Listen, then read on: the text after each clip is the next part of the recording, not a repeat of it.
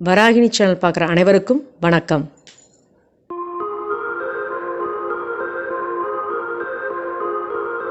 இதுதான் ரணகல்லி செடி. இந்த ரணகல்லி செடியில் தான் நான் ஒரு டிஷ் பண்ண போகிறேன்.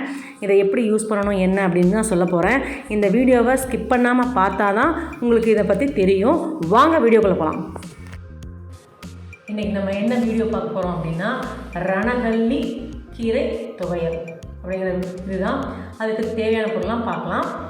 ரணகல்லி கீரை இப்படி தான் இருக்கும். ஃபஸ்ட்டு அதை நீங்கள் தெரிஞ்சுக்கணும்.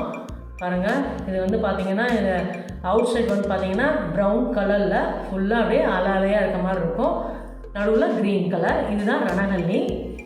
இதில் ஒரு 6லேருந்து 7 வரைக்கும் நான் இலை எடுத்திருக்கேன். அதுக்கப்புறம் பார்த்திங்கன்னா கடலப்பருப்பு, உளுத்தம்பருப்பு, பெருங்காயம், வரமிளகா, உப்பு, ஒரு 5லேருந்து 6 வரைக்கும் மிளகு, 1/2 டீஸ்பூன் சீரகம், கொப்பரை தேங்காய். நீங்கள் வந்து கொப்பரை தேங்காய் இல்லை அப்படின்னா கூட நீங்கள் நார்மல் தேங்காய் யூஸ் பண்ணலாம். இதை எல்லாத்தையும் ஃப்ரை பண்ணிவிட்டு நம்ம துவையலை ஆட்ட வேண்டியதான். இதை வந்துட்டு இதை நல்லா சுத்தம் பண்ணிக்கணும். ஃபஸ்ட்டு வந்து இதை எடுத்துகிட்டு நல்லா சுத்தம் பண்ணிவிட்டு கழுவிட்டு ஒரு வதக்கு அதாவது நல்லெண்ணெயில் நல்லா ஒரு வதக்கிட்டு அதுக்கப்புறம் தான் நம்ம வந்து துவையலுக்கு ரெடி பண்ணலாம். வாங்க வீடியோக்குள்ளே போகலாம். ரணகல்லி துவையலுக்கு கொஞ்சம் எண்ணெய் விட்டுக்கோங்க, நல்லெண்ணெய். ரணகல்லியை பாருங்கள், குட்டி குட்டியாக நான் வந்து கட் பண்ணிட்டேன். ஃபஸ்ட்டு நல்லா கழுவிட்டு பூச்சி ஏதாவது இருக்கான்னு பார்த்துட்டு அப்புறம் குட்டி குட்டியாக கட் பண்ணிடணும். இதை வந்துட்டு நல்லா எண்ணெயில் நல்லா வதங்கிடணும்.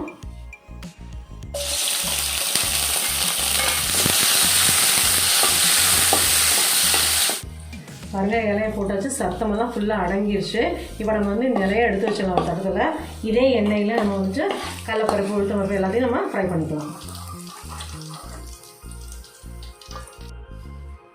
இதே எண்ணெயில் கடலப்பருப்பு, உளுத்தம்பருப்பு எல்லாத்தையும் நம்ம பண்ணிக்கலாம். நல்லா ஃப்ரை ஆகட்டும்.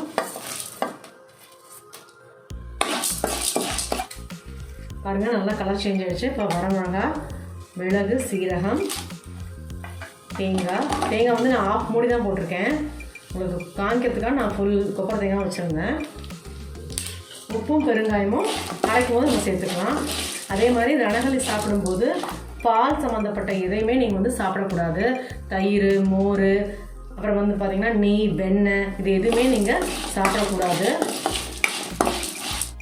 பாருங்கள், இப்போ வந்து ஃபுல்லாக அரைச்சிட்டு வந்துடலாம். இதோட உப்பும் பெருங்காயம் ஆட் பண்ணிக்கலாம்.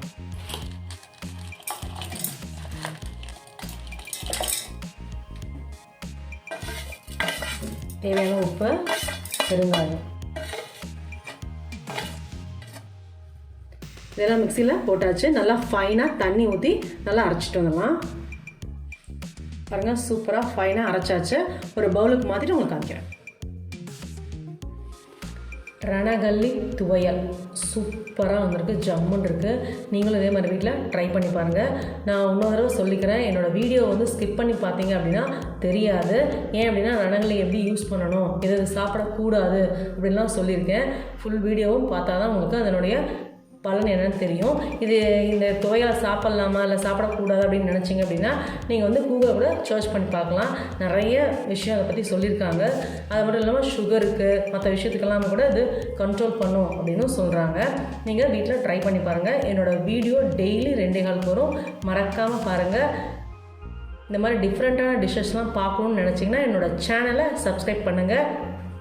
மறக்காமல் பெல் ஐக்கானை கிளிக் பண்ணுங்கள். Good food, good life. Thank you.